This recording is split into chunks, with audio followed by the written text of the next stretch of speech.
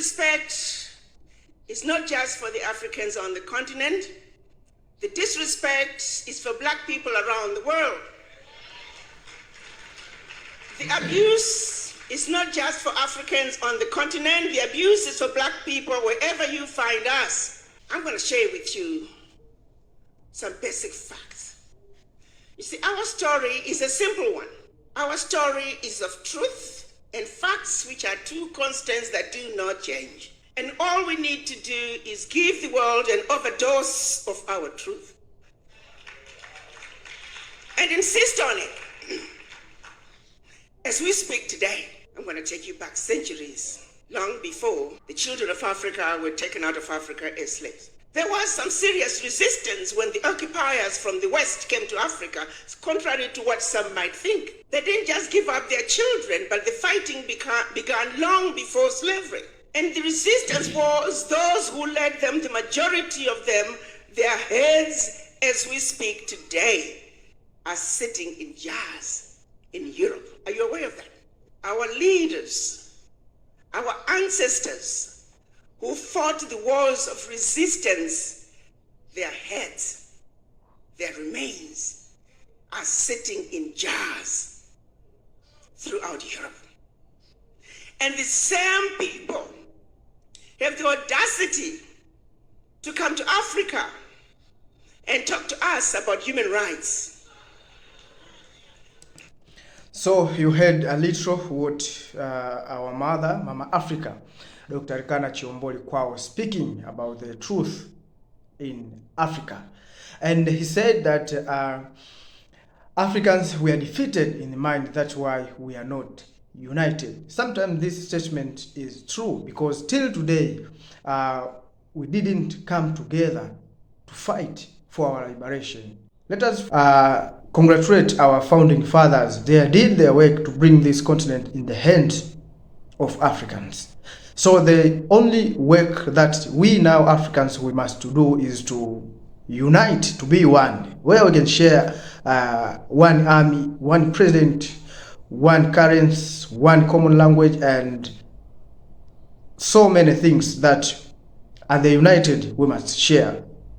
So Dr. ARIKANA CHIHOMBORI still reminding us our role as African in the current generation, what we have to do to Mama Africa, what we should do or what we're supposed to do to Mama Africa. He said a lot of things that Africans now we have to think about or we have to do. Let us continue listening. But what's even more disturbing is that we entertain them and we don't remind them of these skeletons in their closet.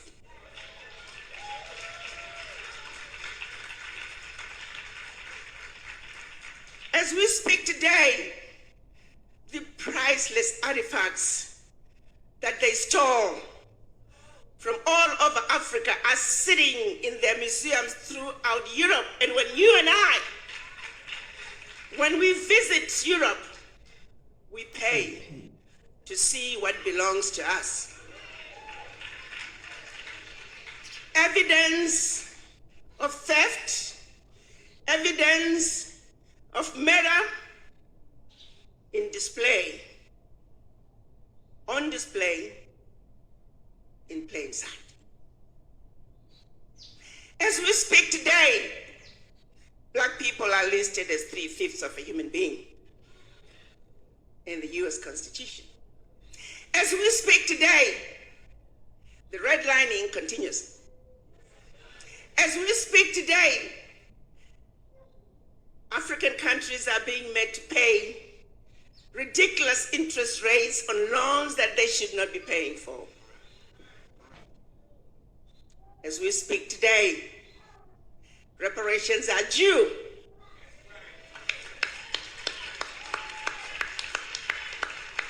Everybody else has been given reparations, expect us. The question then becomes, what is wrong with this picture? Why aren't you and I standing up and demanding that what is right must be done?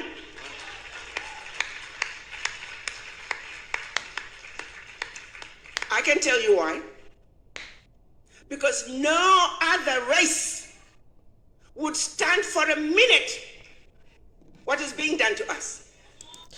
This is true, what our mother, ARIKANA CHIHOMBORI, speaking. No other race will stand to speak to us. Just a simple example. If we are not uniting now, no other race will stand for our future, for a better future of Africa.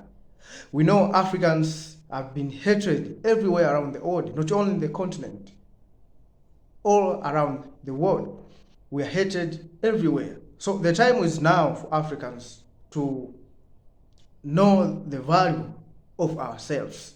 All these agendas, all these things that we plan to be in Africa, all these good things that we plan ourselves to be in Africa, all these agendas that we have planned to better future of Africa, if we will not have the strong vision on what we planned for, no one will come and remind us this must be done in this way or other way. It's our role as Africans. Sometimes we must blame some of our leaders, because Africa is ours, not is for another continent, another people apart from we black people. So how can we keep these agendas too far? While if you look, many of leaders will not reach there, because 2063 is too far from now. It's almost about 40-something years to come. So let us make these agendas, even on those in that time. Let us build now the foundation that can make this agenda to achieve as we plan. Dr. ARIKANA speaking, I think, and I know all Africans we must hear about. Let us continue listening. How long do you think a finger of a British soldier lasts in Zimbabwe? How long do you think a thumb of a German soldier lasts in Namibia? Not even a minute. They would storm in, kill hundreds, if not thousands of people just to recover that one finger. Why is it that we are unable to come together and speak our truth and demand that what needs to be done must be done?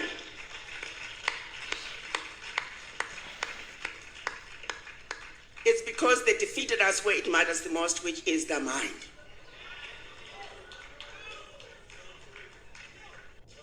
It started with the missionaries in Africa long before slavery. They were sent by the Roman Catholic Church to subdue the Africans, make them believe that when you get slapped, turn the other cheek, and that your riches are in heaven.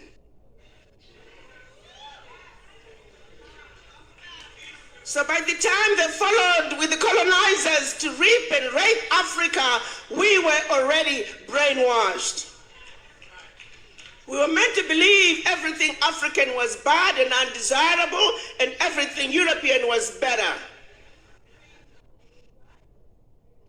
And the same brainwashing continued as our children were taken out of Africa enslaved. It continued on the plantations, color gradations, light-skinned versus dark-skinned, field workers versus kitchen workers. To this day, we suffer from the legacy of slavery and the legacy of colonization. For how long are we going to continue to suffer from this affliction? For it is singularly the reason why we are not able to come together just like other races and nationalities have done in this melting pot that is the United States of America. When you ask for the voices of the Irish Americans loud and clear, Jewish Americans loud and clear, German Americans, Italian Americans, Chinese Americans, Indian Americans, their voices are loud and clear. But when you ask for the voices of us black people, you might as well go to the graveyard, because we are missing in action. We were taught, we were brainwashed into not even loving ourselves as individuals, let alone each other. We were taught not to trust one another. We were taught not to believe that my brother can, my sister can, but somebody else who doesn't look like you and I is better. The question I have for all of you, just close your eyes and think about your children, your grandchildren. Is this the world you want to leave behind for them? If the answer is no, then you need to have a serious conversation with the image in the mirror. Because it is the image in the mirror that must change. It is the image in the mirror that must understand that you are sick from this affliction of the legacy of slavery. You are not sick at home. You are not sick in the doctor's waiting room. You are not sick in the hospital ward. You are sick in the intensive care.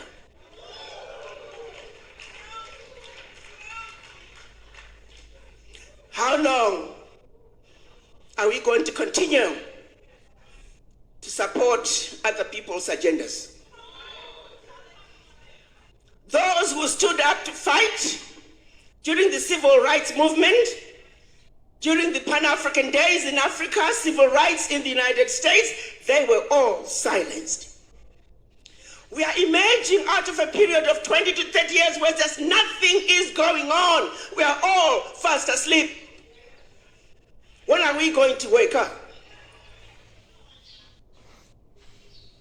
Reverend Al Sharpton is saying, the time to wake up is now.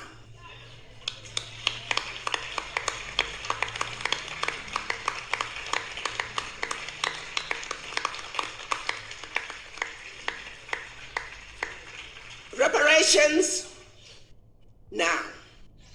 We know all the companies that benefited from slavery. We have their name. We have the list. They must pay. As we speak, many have pledged their contributions. Guess what's going to happen, my brothers and sisters? Because we are not organized, we will never realize those funds. And they will hide behind, oh, they're disorganized. They don't know what they're doing. I am now going to be asking Reverend Al Sharpton to lead us as we demand those reparations. We need to register a global Pan-African fund that can make sure that we have development in black communities where it belongs. Those funds must be organized. Those funds must be paid for. Reparations for black people now.